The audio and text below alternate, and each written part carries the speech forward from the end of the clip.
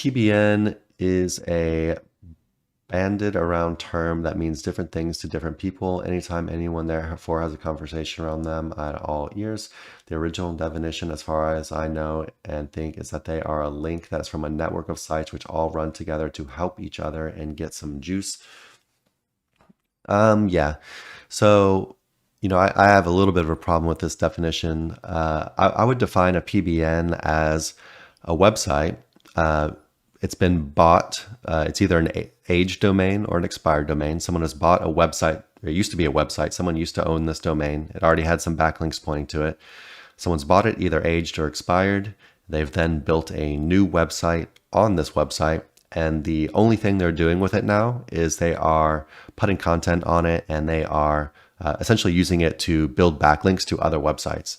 I feel like there's a very common misconception with PBN, because PBN, it stands for Personal Blog Network. So people think that these PBN sites are somehow all linked together and are helping each other. When in reality, they're not. At least hopefully they're not.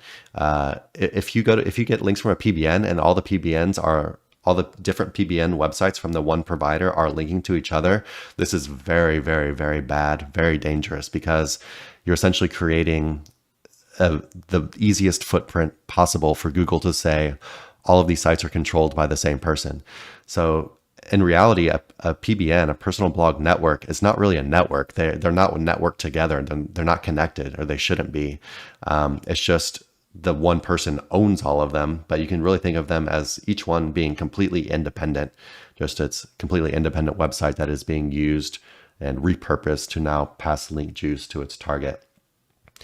But yeah, when you really start thinking about PBNs and other websites, it can become kind of hard to like draw the line of like what is a PBN, and for example, what is a guest post farm? What's the difference between the two? And so, and then what's the difference between a guest post farm and a normal website that maybe sells backlinks every now and then? And then of course, you would have a website that doesn't sell backlinks at all, right? And so I think the difference between a PBN and a guest post farm is a guest post farm is a little bit higher up as far as quality goes. They are taking better care of their site. Maybe they have some more stringent requirements as far as getting links on their website. The links are going to cost more. The guest post farms are usually more powerful.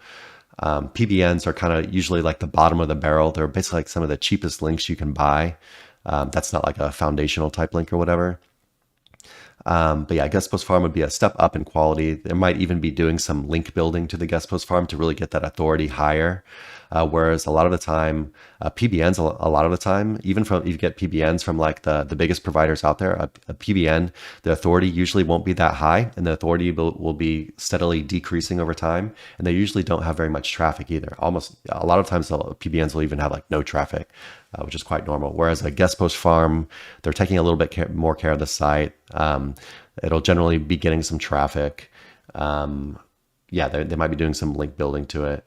And then, of course, from there, then you have websites that maybe sell a link every now and then, but they have other purposes other than selling links. So that would be a step up from a guest post farm.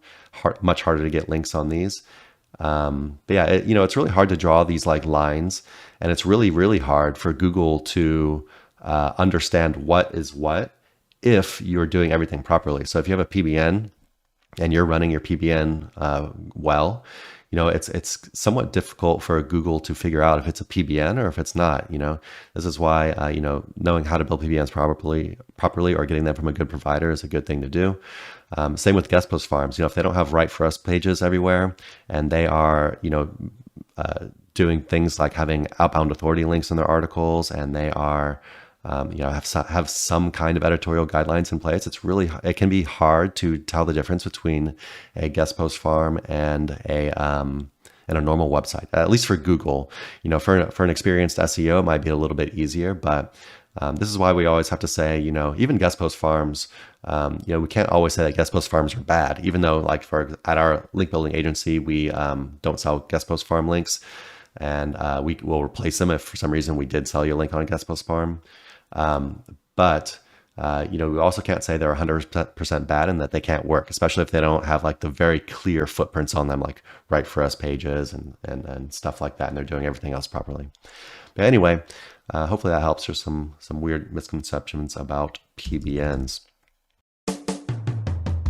Hey everyone, thanks for watching. Be sure to check the links below for more info on this topic, as well as other cool stuff like SEO case studies, our Facebook community, and our link building services. And like always, please like, comment, and subscribe if you enjoyed the video. Thanks, and happy ranking.